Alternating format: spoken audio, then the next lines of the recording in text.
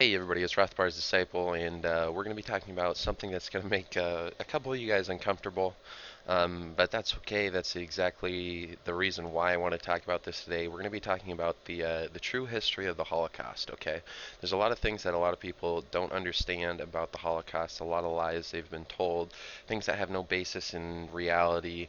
But they say these things as though they are truth when they're not. So I'm going to be talking about the history of the Holocaust from the German perspective. Now, this might be kind of interesting to some of my viewers who are subscribed to me because you know that I'm Jewish. Now, when you say that you're Jewish, there's a lot of ways you can interpret that. You can interpret that as to saying you're religiously Jewish, which I am. The specific type of Judaism that I follow would be Haredi Judaism, except that I would not even consider your mainstream Haredi Jews to be like me because mainstream Judaism it's a bit feminine, and so I take a more masculine and more Germanic approach to it. You can also say, like, when you say someone's Jewish, that can also mean they're racially a Jew. I am racially a Jew, although I'm probably more dominantly German than Jewish. But I've never taken a DNA test, so I couldn't tell you that specifically what my genetics specifically are. And then you can also call a Jew somebody who, like, someone from the nation of Israel. I personally don't consider Zionists to be Jews. I consider them to be heretics, because technically speaking, the word for non-Jew, goyim, means men of the nation states. It means men of the nations who are not under God. To a Jew, you follow God no matter where you're at. And that is your nation, the nation of the chosen of people of God. So if you're following a nation state, you can't really actually be a Jew. So a Zionist in uh, from my interpretation of Judaism, a Zionist is they're a heretic. And if you actually read traditional Jewish texts, it says if you ever try to enforce a Jewish state, terrible things will happen. And I don't know. That's another video for another time, but just wanted to give you a little bit of my background before we get into this, because a lot of people, they're going to go back to the old insults that have always been thrown at me. They'll call me an anti-Semite, which is weird because I'm a Semite. It's like I'm the anti-Semitic Semite. I don't know what that means. But I just want to clear up the lies, because this is a very important thing, and I've talked many times about the lies that get told specifically about white Christians, and it's more so about white Germanic Christians than anybody else. And the history of the Holocaust is not as it seems. Um, so let's just go ahead and jump into this. The first thing that I want to talk to you guys about is why anti-Semitism existed within Germany. There was actually a very good reason for it, and one thing that actually shocks a lot of people is a lot of the Jews living within Germany were very supportive of the Nazi regime. And I just want to talk about this before I jump into these points here. Um, Under Hitler, there were 150,000 Jews serving in his army. A lot of the top scientists who developed their weapons were Jewish, and they were very patriotic.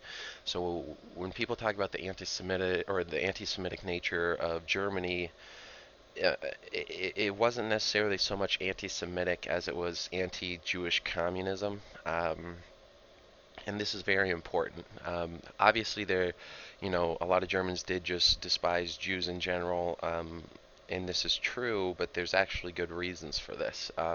So the first one is just the history of the Rothschild family and their funding of wars, of European wars for hundreds of years. Okay, and so this actually, whenever you hear people talk about the Rothschilds, there's always a lot of stupid conspiracy theories about them, but the real reason why Europeans and specifically Germans have hated the Rothschilds, and especially under the Nazi regime, they hated the Rothschilds. It's very simple. The Rothschilds were basically the first venture capitalists in the world. They actually, later on there were a couple of English venture capitalists that followed in their suit, like J.P. Morgan. There's other English that followed in their suit as well. I think Kuhn and Loeb was another Jew who uh, was a venture capitalist in times of war. But what made the Rothschilds different from other venture capitalists that came before, because obviously there's always been banks, and if you're a bank and you invest in a country involved in war, if your country wins that war, you're going to make a lot of money. That's just the way it works. The old saying, and this was actually something that the Rothschilds said, was when there's blood in the streets, buy property. And then the reverse of that is when you hear the sounds of the victory trumpets, sell property. Okay, but what made the Rothschilds different is they didn't finance one side of a war. They figured out that obviously if you're funding one side of the war and you lose, you're screwed, right? Because then all your investments, they all go bankrupt and you just lose everything. And so instead of playing a game where it was like a 50-50 chance of you winning, they decided to play both sides. And you might think to yourself, well, if you're playing both sides of finance in a war, aren't you going to lose out on all your money? And the answer is actually no, because as long as the war is going on, you're getting paid interest payments on the loans that the countries take out from you, and these interest payments are higher than other interest payments because when a country's at war, they're more willing to make these payments because it's literally life and death for them. So the interest payments are higher, and then if you're making profit while the war goes on. Now, obviously, when one side loses the war, your investments on that side of the war are going to get trounced, basically, right? You're going to lose a lot of money there. But if you're funding the winning side as well, you make a huge amount of profit on the winning side. And so this allows you not only to make money while the war goes on, so you're making excess profits while the war goes on, but as soon as the war ends, yes, you lose a lot of money on one side, but you make up for it and then some on the other side, and then they would use the profits from the winning side to buy property on the losing side. And so this created a real perverse incentive where they would make a lot of profit so long as wars would go on. Okay, and so they would keep trying to make wars occur because they would just make massive amounts of money. Okay, there's no way to look at this and view the Rothschilds in a positive light. And this is not like some sort of conspiracy that I'm talking to you guys about.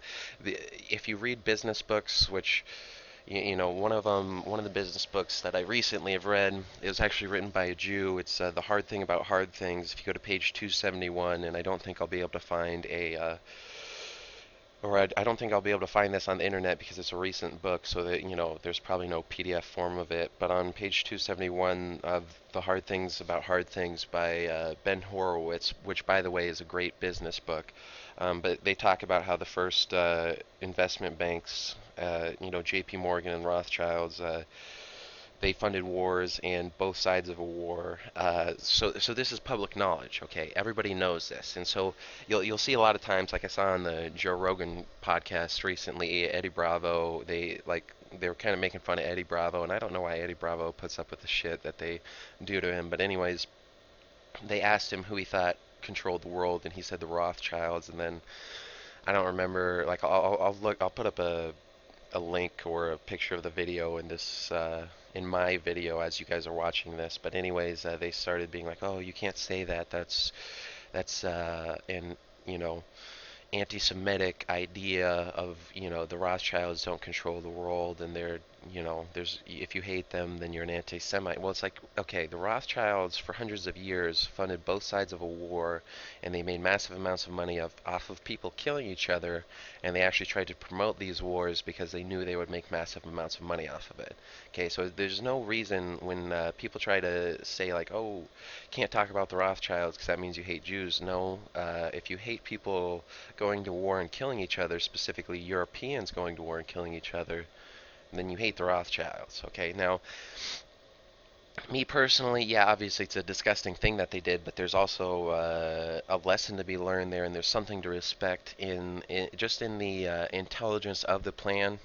You know what I mean? Like, obviously it's brutal and disgusting, but it was smart, and there's no denying that. Okay, so there's something to be learned.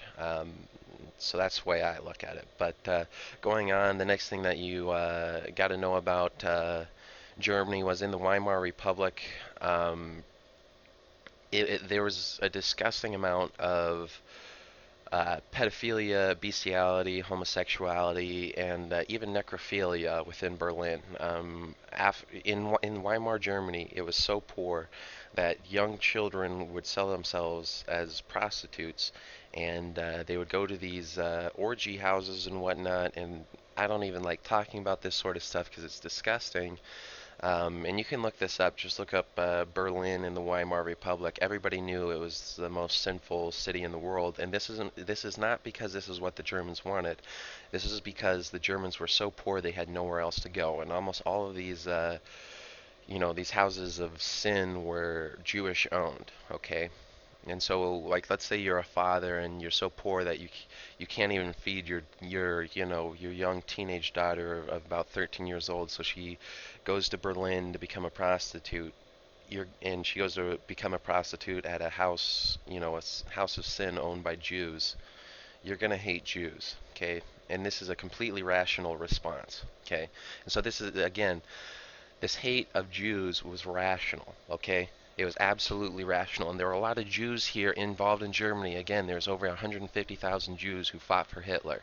Okay, a lot of the Jews hated this as well. This was I don't want to say it's a small elite, like the owners of these houses of sin and the owners of these venture capital banks who would have Europeans fight each other. This was a small minority and an elite minority, but there was significant Jewish. I don't know if you want to say respect, but a lot of the Jews were in favor of this. All of they called them sexologists back then, who would promote pedophilia, bestiality, necrophilia. Generally speaking, the necrophilia was having sex with dead animals. Like, it was some fucked up shit that they would do. But this was all promoted by Jews. And so how can you live in such a society, especially as we'll talk about later on how the traditional Germanic life, as opposed to even Roman life, it had an extreme emphasis on the purity of women. When people talk about, treating women correctly, the Germans were far and above anybody else. And it's really kind of weird now in the modern era where you have all these women saying, "Oh, we need to be treated well. People need to stop treating us like sexual objects," and then they say they hate Germans because all Germans and all blonde-haired white people are Nazis. And if you look back at the history of the laws that protected women, there is nowhere better to be a woman than in Germany. This is basically from the time of Christ onward. Okay, Germany was the best place for women. It was the place where their rights were most respected. Obviously, if you go way back in time, the rights are not exactly what you would hope them to have been, but you can see this progression of them getting better and better. So this was an absolute disgusting thing for the German people. Next point that I want to talk about is there was a lot of German Jewish involvement in the Bolshevik Revolution in Russia, and one of the most important things to remember here is right after World War One, right? Germany and Russia signed a peace treaty. You got to remember, Germany lost World War One, right? They lost, but somehow the treaty that they signed with Russia, they gained massive amounts of land. Like the treaty that Russia signed uh, was absolutely like it had massive destructive effects on Russia. Okay, and a lot of this reason was because the Bolshevik Jews within Russia. They were trying to gain power from the Russian czars, and so if a bad treaty was signed, this actually helped them out. So they tried to hurt Russia in order to gain power. Okay, and the reason why this was so successful with Germany was Germany had a massive amount of Bolshevik Jews as well, and this actually culminated later on in the German Jewish communist revolutions following the First World War. Okay, so not only did the Jews make sure to sign a terrible treaty in Russia to try and cripple the nation in order to take power in it, but there was also, if the Treaty of Versailles was a terrible treaty for Germany, and you can't necessarily say that it was the German Jews doing this. You could say it was international Jews, financiers who were trying to make Germany pay massive amounts of money in order to cripple it. Um, but both of these treaties, the Treaty of Versailles and the other treaty is the Treaty of Brest-Litovsk. I said that wrong. The Treaty of Brest-Litovsk. I'm sure my pronunciation is wrong, but they were terrible for Russia and Germany, and this led to an opportunity for Bolshevik Jews to try and take power in both of the countries. Obviously, it was successful in Russia, which led to, like, 80 years of absolute terror and destruction. It was not successful in Germany. They managed to fight off the Jewish communist revolutions or revolutionaries. The next point that helped cause German anti-Semitism was the Jewish press, and they would always give bad press to German nationalists, whether it was, Wagner, who, would talk about a lot of bad things about the Jewish composers who tried to say that they were German composers when they were actually Jewish, like Mendelssohn. But the Jewish press dominated in the Weimar Republic. Um, Jews just completely dominated the Weimar period. But when people like Adolf Hitler published Mein Kampf, they didn't even mention it. Okay, and so obviously Mein Kampf was massively popular within Germany, and the Jewish press, they just completely ignored them. And there was a reason for this, and this is actually a common tactic that Jews use. There's a real great video by George Lincoln Rockwell if you want to watch it. I'll put the link in the description below. But in this video, George Lincoln Rockwell, he's got actual documents from Jewish organizations that talk about if you're trying to suppress something, you just don't talk about it at all. You don't write bad press for it. You just ignore it. And this is the things that they would do with any sort of person who was talking about German nationalism. Now, obviously, if you're coming from a period where your economy is completely crashed, and all your like the degradation of the German people was unbelievable, and how much they were basically like dishonored, and it's just disgusting what happened during the Weimar Republic. German nationalism is going to rise, and then the Jewish press would completely ignore it. And so how could the Germans not hate Jews, specifically the owners of these Jewish presses, for ignoring this? And again, when I'm talking a lot of these things, again, it's a small minority of Jews who are pushing this. And there, but I also don't want to say that all Jews are innocent, because a lot of the Jews supported the suppression of this sort of a thing. The last point is the Treaty of Versailles, and we talked about this before, but the Treaty of Versailles forced hardship on the Germans, and this was done by international powers. And there's obviously a huge amount of Jewish influence within international finance, and so it was very easy for the Germans to also pin the causes of this down onto the Jews. So the next thing that we're going to talk about is the difference between traditional Germanic life and Germanic law versus the Weimar Republic. Okay, and so this is of absolute importance, because most people have absolutely no idea about what traditional Germanic life was like in traditional Germanic law. A lot of people say things like, "Oh, the Nazis and the Germans hate women," and if you actually look at their law from the time of Christ onward. Generally speaking, when you're looking at Germanic law, you'll start from around 500 AD, so it's pretty close to the time of Christ, maybe not exactly starting there, but when you look at it, there is an absolute emphasis placed on the family. There is a massive emphasis placed on ensuring that women were safe, ensuring that children were safe, ensuring that unborn fetuses were safe. Um, and this is completely contradicted with what happened during the Weimar Republic. And again, the Weimar Republic was absolutely a Jewish-dominated period of Germany. Okay, and so if you actually look at traditional Germanic law during the time, one thing that separates Germany from most other societies, a couple other European societies actually followed in this trend. The Anglo-Saxons, to some extent, did.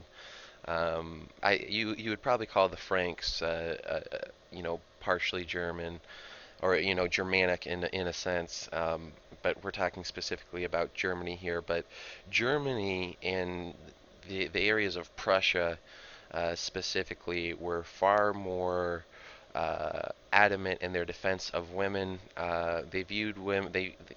They place an incredible emphasis on the life-giving abilities of a woman. So a woman, obviously, she's weaker and whatnot, but the crimes against women were much more harsh than the crimes against men. Okay, so if you were to, like for instance, if you killed a female child, this was much greater of a crime than killing a male child. Okay, and so when people say these things like, "Oh, Nazis hated women, Germans hate women," this is a complete lie. Okay, when you see things like modern day we'll call them SJWs or whatever, modern day left-wing women who have gone completely nuts because of the fact that there are no real men in society anymore. That's the real reason why they go so nuts, and they also go nuts over the fact that a lot of men will have sex with them and then just walk away, so they'll trick them. These things were actually illegal in traditional Germanic life. Okay, if you were to trick a woman into having sex with you under the idea that you were later going to marry her and then you didn't marry her, like that was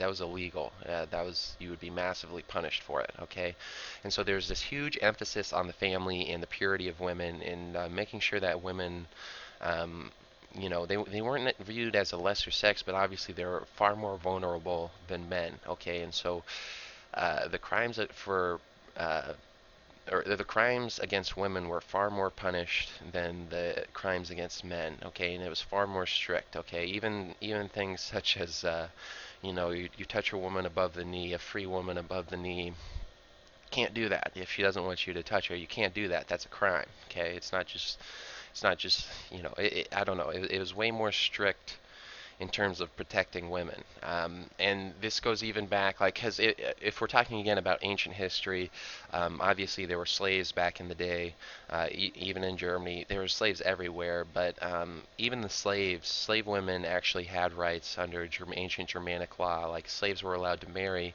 and if there was a slave who was married, a nobleman could not have sexual relations with her. That was a crime. Okay, and there's a lot of documented cases of this. I'm going to leave for you guys it's like a 220-page book on ancient Germanic law specifically as it involves women, and just read through it, and you'll be shocked and just at uh, how much freedom and how much protections women in Germany had. And so if you take this ancient, like the Germanic traditions, and you compare them with the Weimar Republic, again, you had young children, they'd be like 13, just have gone through puberty, and then they go work and they go do sex work, okay?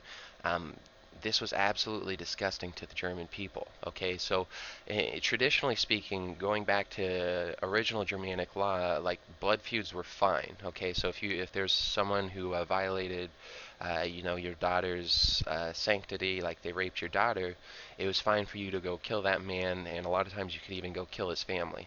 Okay. Now the Germanic law codes developed to try and stop this because obviously if you go in and you kill the man who raped your daughter and you start killing his family, they're probably going to react to that, and so they didn't want everybody killing each other, and so they tried replacing this with payment of compensation. They called it Wehrgeld, which is basically the price of a life of a person.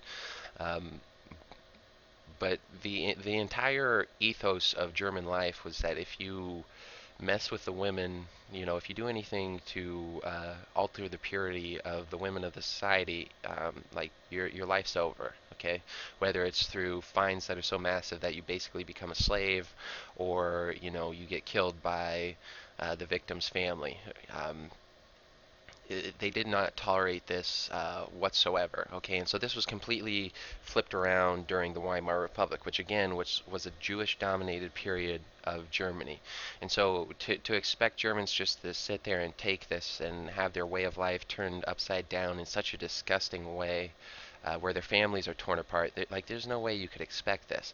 And traditionally, like, if you read the Germanic law codes, the Germans specifically contrasted themselves with the Romans because the families of the Romans were much less pure.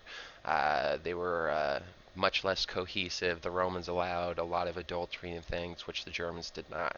This was one thing that separated the Germans from the other great civilizations of the time, and the Germans made sure to place an extreme emphasis on these differences. Like they treated their women incredibly well as opposed to the Romans.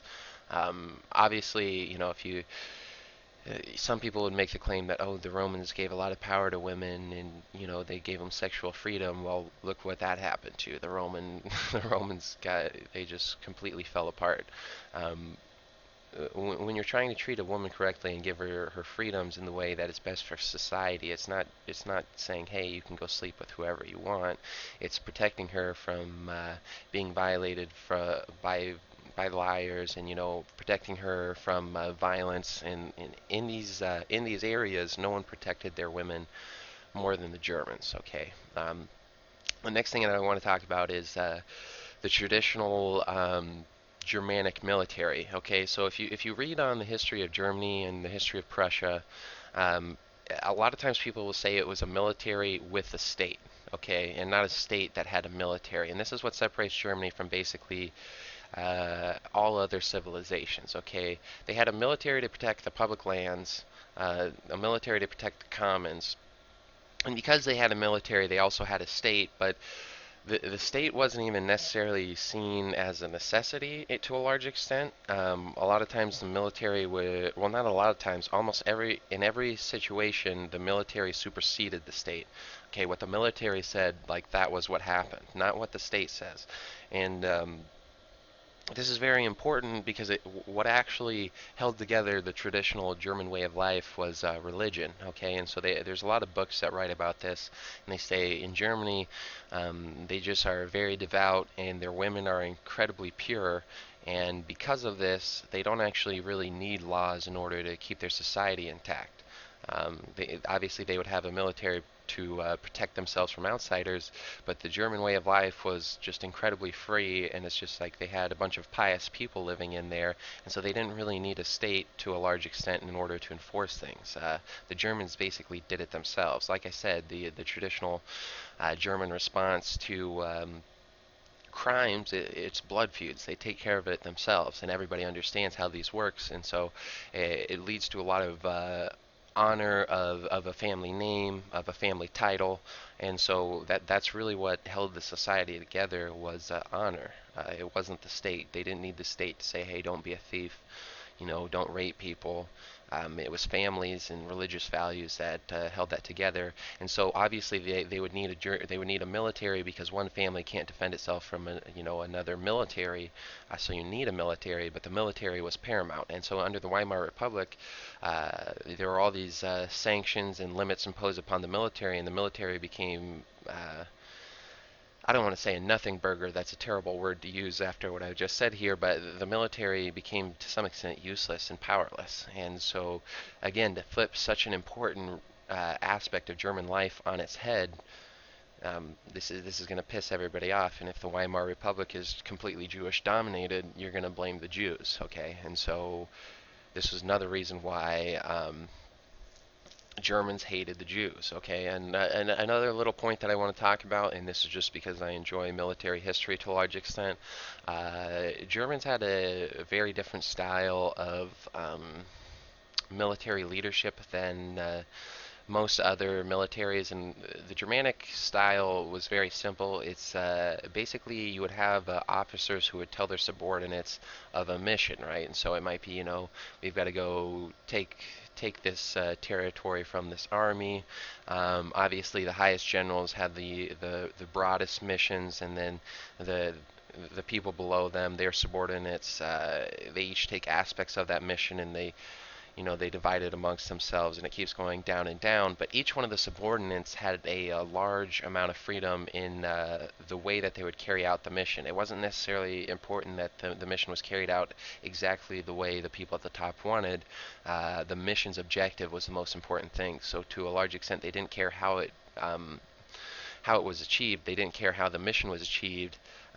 They just wanted it to be achieved, okay? And the Germanic style was very heavy on waging incredibly fast and incredibly aggressive wars. And if you think about this from the perspective of somebody who, obviously war is kind of a disgusting thing, so you don't want wars to happen, but they're to a large extent unavoidable. The Germanic style is actually the best way to have a war if you're trying to minimize war, because it's incredibly fast. They try and get the job done as fast as possible. They achieve their objective, and then that's it.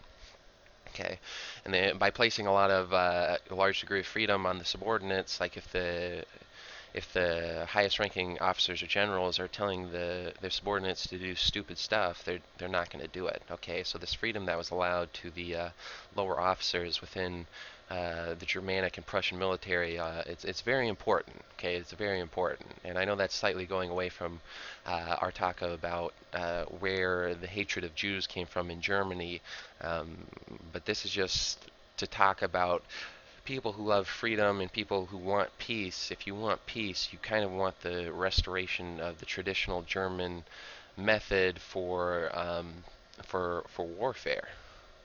So now that I've covered sort of the reasons for the anti-Jewish sentiment, the anti-Semitism of Germany, and why there's actually a lot of justification for it, I want to actually talk about the Holocaust itself. Now, the first thing that I want to talk about here is the fact that most of what you think you know about the Holocaust is mythic. There's no factual documentation to support it. There's zero evidence that has ever been released to the public that shows any internal documents by the Nazis to murder Jews. It was a widely known fact that at the time they would steal Jewish property, and they deported millions of Jews from Europe. Depending on the documents you look at, it's between like 1.5 million to 2 million Jews were deported from Europe. Um, but there's absolutely no evidence documenting that they wanted to kill Jews or that they used gas chambers that gas Jews with Zyklon B. And this is actually of incredible importance because the Allies had aerial photographs of these supposed extermination camps, and they took these aerial photographs during the times that these exterminations were supposedly going on.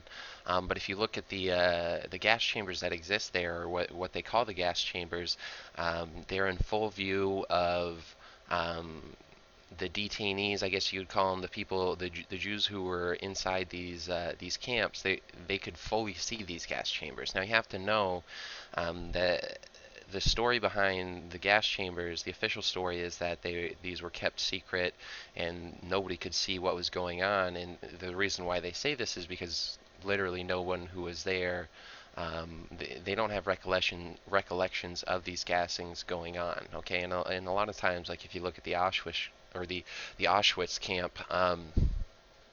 The two supposed gas chambers that they had, one of them was directly across, like there's only a fence separating it from the main camp, which means everybody would have seen all the Jews going in and nobody would have come out. And the other one was directly opposite the sports field for the inmates. Okay, so these things would have been in full view, um, yet somehow uh, this was all entirely secret. Okay, there's no blueprints that exist detailing these gas chambers, and most of the gas chambers actually were built after the war. They're reconstructions. I've personally visited the concentration camp at Dachau, and it's really weird because the first thing, and obviously this isn't always the same for each tour, and it'll depend on your tour guide to some extent, but we had to take public transportation to get there, so we took a railway car or some sort of, it was like some sort of train, whatever, in order to get to the camp, and then you take a bus in order, or you took the train to get near the camp, and then you took a bus to get to the camp. And immediately after we got off the bus, the first thing our tour guide said is that there are gas chambers here, but they were never used, and they were built after the war. Okay. And if you guys don't believe me, go visit Dachau for yourself, see what your tour guide says. Um, I'm actually going to have links down in the description below that will show David Cole's documentaries on Auschwitz. Just so you guys know, Dachau, the concentration camp that I went to, it was said to be an extermination camp up until around the 90s when they said actually no, there were no Jews killed here, and so the story's changed on multiple times. But even at Auschwitz, the gas chamber there has undergone severe or serious reconstruction. The official story is that it was a gas chamber. Then during the war, the Germans changed it into an air raid shelter, which doesn't really make a whole lot of sense if they were supposedly killing all these Jews here. And then when the Soviets took it over, they built it back into a gas chamber in order to show the gas chambers to everyone.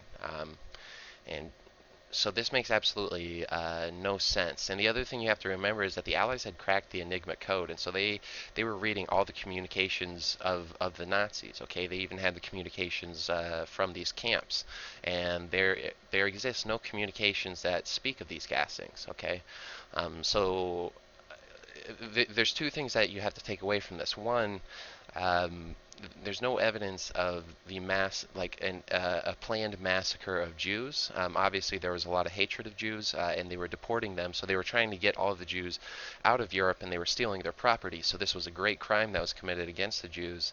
Um, However, the idea that there were massive gassings um, and a complete genocide of the Jewish people is completely unsupported. Um, if you look at the figures that the Nazis had, and just so you guys know, these figures were and these documents were kept by the Soviets, and they weren't released until around 1990. The SS figures state that 400,000 people died in the camps. The Red Cross, the Red Cross wasn't always at the camps; they were let in later on, but the Red Cross figures have them around 300,000, and no one denies this. There were massive typhus epidemics. Um, that's actually where the Zyklon B comes from. The Zyklon B is the chemical that they supposedly gas the Jews with. The the Zyklon B, like every single concentration camp, had delousing areas, and these were massive buildings where um, the clothes of the inmates or whatever you would call them would be deloused, mattresses, and this was in order to stave off the typhus epidemic that was uh, going on all over Europe. Okay, and so when inmates would come in, they would shave their heads in order to get rid of lice, and then they would take their clothing and they would put them in chambers where they would release this Zyklon B. They would vaporize the Zyklon B, and this would permeate through the clothing and whatnot in order to kill off any sort of infestation that could cause typhus. Okay, and so the weird thing too about these delousing chambers as opposed to the supposed gas chambers is there have been a bunch of researchers who have done experiments on these chambers, and they look at the delousing chambers and then they look at the supposed gas chambers. And if you look at the delousing chambers, there's massive blue staining on the wall because Zyklon B, it was a blue chemical, and when they examined it and they actually did chemical experiments on it, it came positive for massive amounts of Zyklon B, of cyanide. Okay, because Zyklon B is a form of cyanide. Okay, but when they did the tests on the gas chambers, they came up with nothing. And so the first test on this was by a Holocaust revisionist, and then the Polish government actually did their own test to try and disprove the tests of the Holocaust revisionists, and they had the exact same results. Okay, so there's absolutely no evidence that exists that the Nazis gassed Jews. Now this does not don't take this to mean that the Nazis didn't kill Jews. There were a lot of Jews that they murdered. That this was documented. They would murder. They would a lot of times they just do this in the streets, but they would kill communist Jews or people who they saw as undesirables. But the idea that they were killing all Jews, there's no evidence that exists to support this. Okay, and if there's no evidence that exists to support it, how can you treat this as though it's a fact? Okay, it makes absolutely no sense whatsoever. Um, and then the thing that people will always say to revisionists is they'll say, well, if you're making these extraordinary claims that this never happened, you have to come up with proof of it. The thing about this is you cannot logically prove a negative. You can't prove that something did not happen. You can only prove that something did happen. Okay, and so if there's this massive plan to murder all these Jews, but no evidence exists of it, you have to assume, according to Occam's razor, or just according to basic logic, that it did not happen. Okay, so the burden of proof is not on the revisionists. The burden of proof is on the people who say that this happened, especially because we had all the documents, like all the documents that the Nazis had We have those documents, and none of them talk about this. Okay, and if you're talking about conspiracy theories, the one thing, like whenever anyone talks about like conspiracy theories that, oh, we never landed on the moon, or the JFK conspiracy, or anything like this, the biggest argument against these conspiracy theories is that people, for the most part, are incompetent, and so you can't have thousands of people in on some sort of secret and expect them all to keep that secret. Okay, so how would the Nazis have carried this out um, eh, without having any documentation for it, without having anybody who knows about it? The only ever confession that was supposedly shown to support this was the confession of the guy's name was Rudolf Hess, and he had been tortured before his confession. So obviously, if you torture somebody, then the confession is just not valid. That's why I say a supposed confession, because like this confession exists and it's real, but he was tortured in order to give it. So doesn't really mean anything. Okay. Now I want to be clear here that there were, like, according to SS figures, there were 400,000 people who died in these camps, and the Red Cross states that it was 300,000. The Red Cross wasn't there the whole time. The SS figures seem to be more accurate. Um, and if you even go back and you read Himmler when he's again, these are documents and things that the Americans and the Allies had because they had broken the Enigma code. Himmler talked about extensively lowering the amount of people who died in these camps. So why would they be worried about lowering the amount of people who died in these camps if they're going to kill them? Okay, it doesn't really make doesn't really make all that much sense. And the other thing you have to remember is that because again, I'm not denying that the Holocaust happened. I'm denying that gassings took place. That's the only bit of the Holocaust that I'm denying here. Okay, the Jews had their property stolen. 400,000 people died in the camps. Most of them were Jews. Most of them actually died of starvation and typhus, and a lot of these problems like came because of Allied bombing of their railways. And when the railways were bombed, there's no way to bring food into the camps, and so a lot of them starved out. And so there's actually you know, you can place more blame actually on the Americans for how many Jews died than you can on the Nazis. It's actually a valid argument, except for the fact that if you also include Jews who died because of battle, like Jewish citizens who just lived in the area, there there's been documented between like 200 and 500,000 died due to wartime, just to the war itself, from either getting shot or bombed or things like this. So there's still a massive amount of Jews who died, and so when you talk about the Holocaust, the idea that the Nazis made people into lampshades or soap never happened. That's a readily accepted fact. Although there's a real good television show. I think it's Montel Williams who brings on Ernst Sundell and David Cole and somebody else who are Holocaust revisionists, and then they bring on Michael Shermer, who you guys probably know of. And Michael Shermer at the beginning says, "Yeah, okay, there's nobody was made into soap or lampshades," and then later on in this television show, a lady calls and she says, "I saw people get turned into soap and lampshades." And even though Michael Shermer said before this never happened, as soon as the lady says it, Michael Shermer uses that as evidence against the Holocaust revisionists, which is it's one of the most retarded things I've ever seen. And again, I'll put this a link in the description below to that video.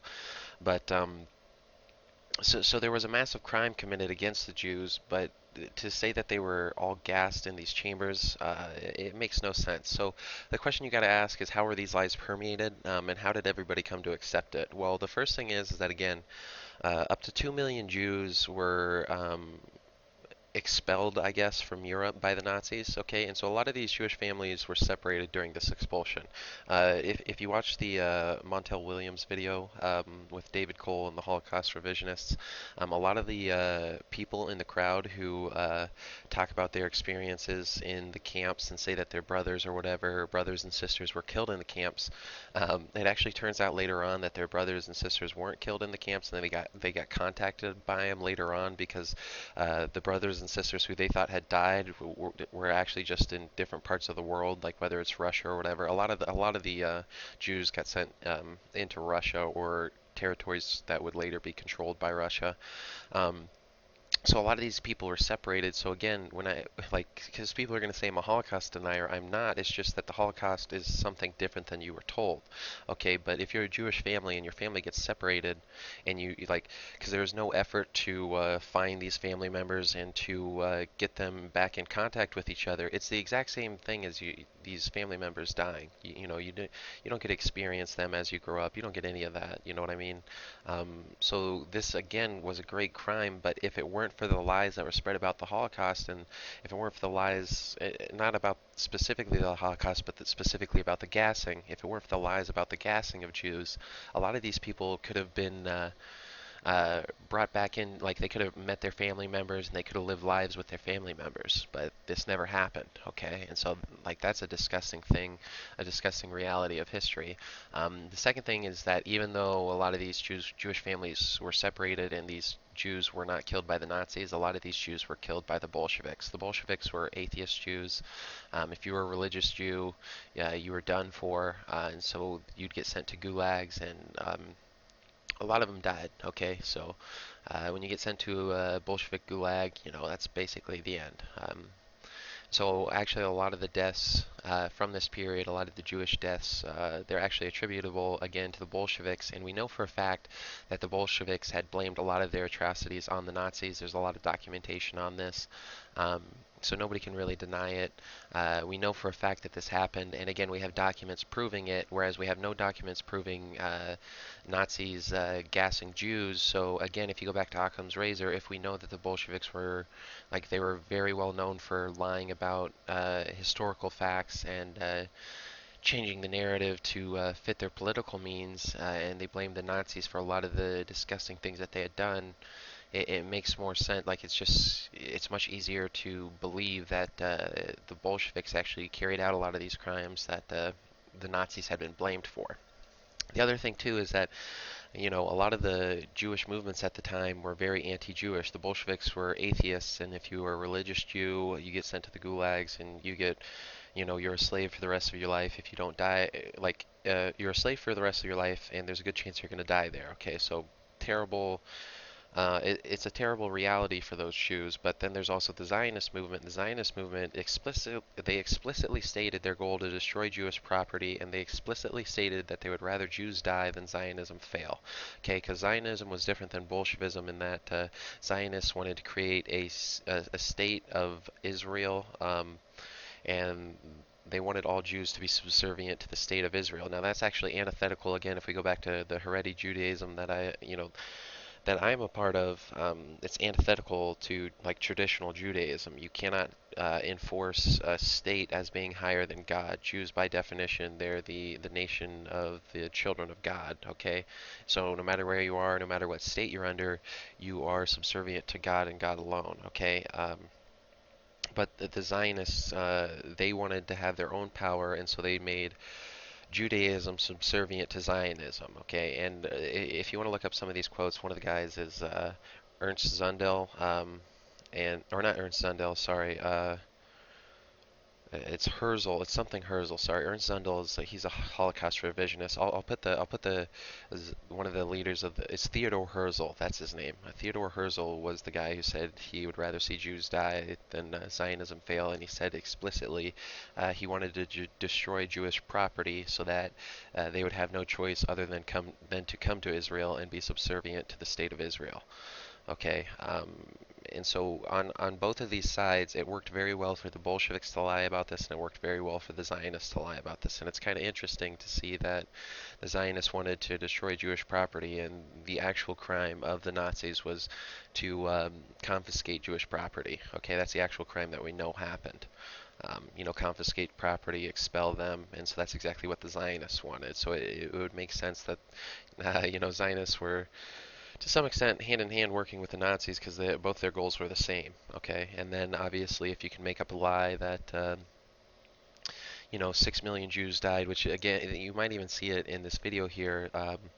YouTube does this thing where they'll say 6 million Jews died in the Holocaust. Actual, what they you call people who believe in the gassings of the Jews by the use of Zyklon B, you call them exterminationists. Exterminationist historians say it's 1.1 million that were gassed. And so even YouTube Like they lie explicitly in what they tag all the videos that talk about the Holocaust.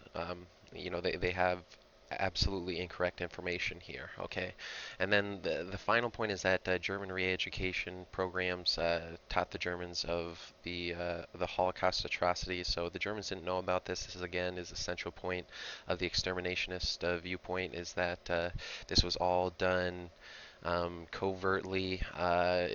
Hitler and his people, the reason why we don't have documents for it is because they all use euphemisms. And, there's supposedly thousands of people involved in doing this, and nobody talked about it. Nobody had any sort of, nobody wrote any letters about it or anything like that. And that's absolutely unbelievable just from a standpoint of understanding humans. Like you can't have that many people involved in a conspiracy. Even if you look in things like the Army Handbook, like if you want to murder a politician to um, replace him, this is U.S. Army sort of stuff or U.S. Intelligence stuff. They say have no more than two people involved, and generally speaking, you kill the person who does it, who assassinates the politician, just to make sure nobody talks about it. But if you have more than two people involved, they say there's no way that you can stop word from getting out, just because that's the way people are. Okay, but yeah, these Germans had to be re-educated, and why would you call it re-education?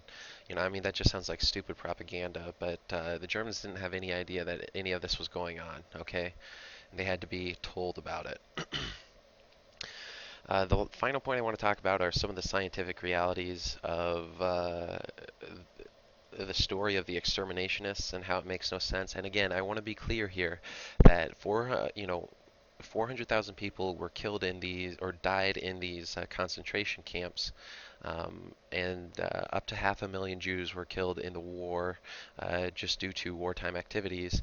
And so there's a huge amount of Jews that died, and so I'm not saying no Jews died. I'm not denying the Holocaust. I'm denying the idea that gassings existed, that Zyklon B was used to exterminate Jews in a genocidal manner. And I'm not denying the anti-Semitism of the Germans or the fact that they stole property from the Jews. What happened to the Jews was it was a terrible crime of history. But again, we just need to talk about the scientific realities of the gas chambers. First off, the ventilation of the gas chambers, it's not possible in the way it was described. Okay, so I said this before when we were talking about the use of Zyklon B, that there were delousing chambers. So Zyklon B, um, it's a gas, right? Or cyanide, Zyklon B, the way it's used is you basically have cyanide that gets absorbed into some sort of inert thing, like it's usually like wood chips or something like that, but it gets absorbed into something, and then it'll evaporate and turn into a gas, it turned into a cyanide gas, and that's how it was used for delousing and for killing lice and things like that. Okay, so the problem with the gas chambers, as opposed to the delousing chambers, is if you want to vent the gas, you want the vents at the top, right? Because it's a gas, that's where the gas is going to go. Um, it's I don't know specifically the buoyancy of the gas. I don't have those data points on me as I'm making this video, but all the delousing chambers were like they had many windows. They had ventilation equipment, motors that ran this ventilation equipment in order to get the gas out of the delousing chambers. And they even say that the concentration of cyanide used in the delousing chambers was 1/10. And again, this is the exterminationist line, is that the cyanide used in the delousing areas was 10 times less, or they used 10 times less of it. Um, like 0.1% of the delousing chambers by volume was the cyanide gas, and then they say it was 1% of the gas chambers where Jews were killed. Okay, so the delousing chambers, though, they had all this ventilation, and it was set up correctly, where the ventilation is at the top and it sucks out all of the cyanide gas, and shoots it outside in order to get rid of it or whatever, wherever it shoots it. I don't know exactly if they shot it outside. That might not be the best way to do it, but once it gets outside, it's going to dissipate to a certain degree, and it's not really going to be a problem. And if you look at the manufacturers of this Zyklon B, they said you need at least like a minimum of 2 hours of ventilation before all the cyanide will have evaporated out, and so then it can be safe to go back in, and it can be up to 72 hours until the cyanide is fully released from the inert pellets that it's contained in for the Zyklon B pellets, okay? Now, when you move to the gas chambers, the ventilation is backwards, okay? The ventilation is on the floor, and the cyanide was poured in through the top, okay? So if the ventilation's on the floor, first off, this means it's going to massively increase the time in order for you to ventilate the entire area. But second off, if you just killed, and again, they say these things were packed. They say that the people in these gas chambers were packed like sardines in order to make it, in order to kill the massive amount of people that they said that they killed in this amount of time. The 1 or 2 year period that they say that it occurred within. Um, but if you just killed a bunch of Jews in this gas chamber, all their bodies are going to fall to the floor, right? So if your ventilation is on the floor, you've just covered up all your ventilation holes. Okay, so how on earth do you ventilate the gases out of there? It makes absolutely no sense, and it's actually impossible. Okay, if you have all these people covering the holes, you can't ventilate the gases out of there, and you can't have the officers or whoever it is go in and take the bodies out.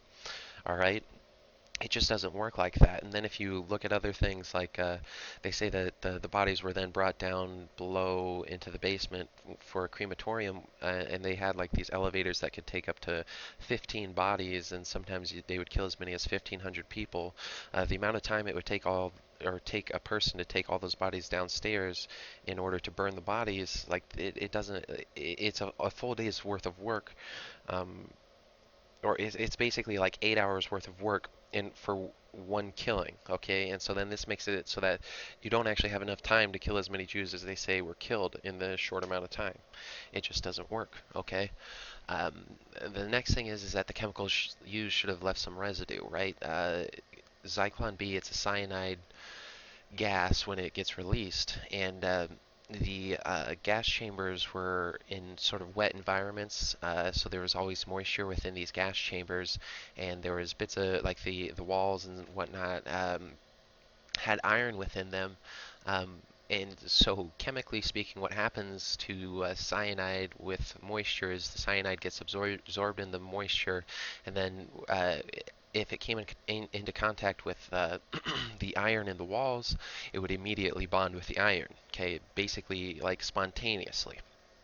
Now, if you look at the delousing facilities, you actually see this. There's they call it Prussian blue staining on the walls. It's cyanide staining on the walls, and you can go in there and you can test this, and you can find the traces of these chemicals. But if you go into the gas chamber areas, it's basically a non-existent amount of cyanide in these areas, and then they also tested other places within these camps um, as a control, and this was most famously done by a guy named Fred Luchter, and he published his Luchter report. But if you like, there's some very trace amounts of cyanide in the gas chamber areas, but when they tested the control areas where there was no cyanide used, there was the exact same amount of trace amounts of cyanide. Okay, and when I say trace amounts, I mean like basically nothing. Okay, there's basically nothing.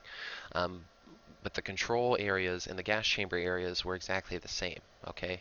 And so this obviously makes absolutely no sense. And then you can say something like, well, the Luchter report was done by a revisionist, so how can you trust him? Well, the Polish government went in and they tried to refute the Luchter report by doing their own chemical analysis, and they came up with the exact same results, okay?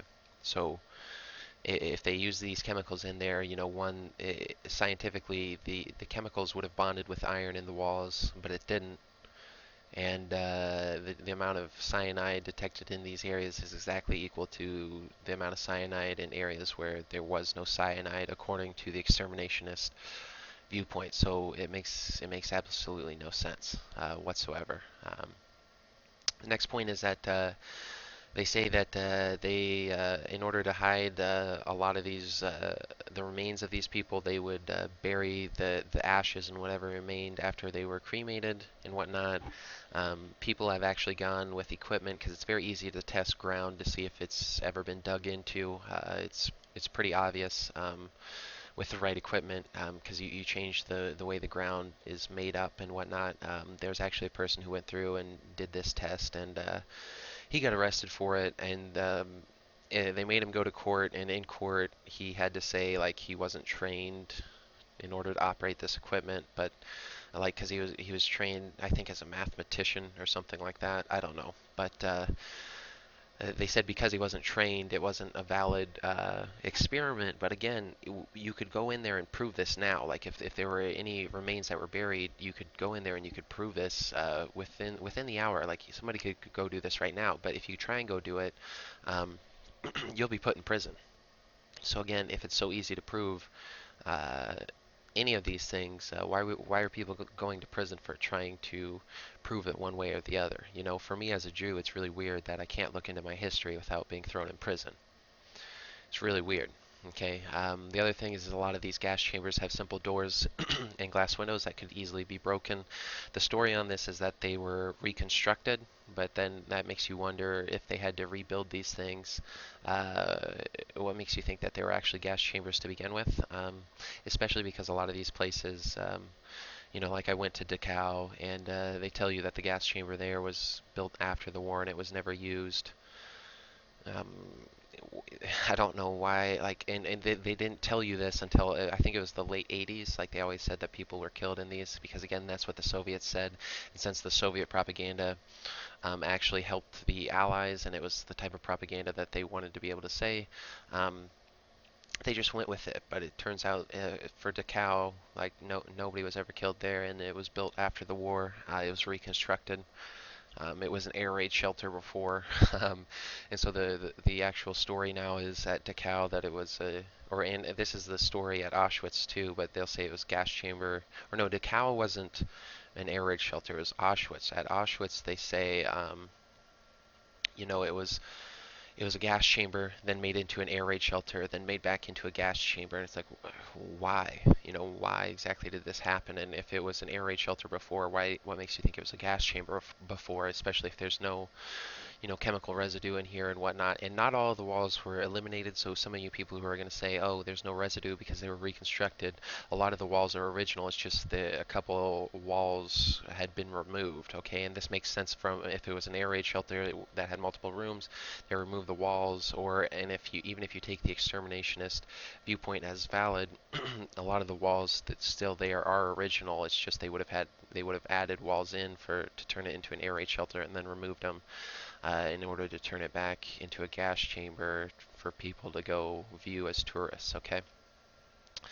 The problem though with the gas chamber, yeah, the doors and windows again, they all say it was a reconstruction, so that's why they say that the doors aren't valid or they don't work well enough or the windows aren't enough to hold people in. They say it's because it was reconstructed. But the next point is that there's not actually enough crematoriums here in order to burn all these bodies. It takes a long time to burn a body when you cremate it. Um, and in order to cremate all these bodies, it would have taken decades longer than the 2 years or whatever it was said to have happened in order to cremate the 6 million number or even 1.1 million. They didn't have enough crematoriums, okay? So, and again, that brings us back. If they didn't have enough crematoriums, then they would have had to have buried the bodies somewhere. But there's been tests to try and see if the dirt there has been excavated at all, and they showed up negative. Okay. And so the final point here that I want to leave you guys with is, if it's so easy to prove these claims, why is it illegal to research them? Because again, we're not trying to deny the Holocaust outright. All I'm doing here is denying that there's any evidence whatsoever that Jews were gassed. There's absolutely no evidence of this ever occurring, okay? But if it's so easy to prove these claims, why is it illegal to research them? And for me as a Jew, it's really weird because this is my history. And if I try and go research my history, I run the risk of being thrown in prison for the rest of my life. And this makes absolutely no sense if it's a true statement because, you can deny moon landings, you can deny the official JFK story, you can deny basically anything in the world except the Holocaust. If you deny that, and not the Holocaust, but if you deny the gassing of Jews, you will be thrown into prison. Why? Does anyone want to answer that question for me? Why? But anyways, that's enough for this topic. I hope you guys enjoyed the video. As always, there will be more coming out soon.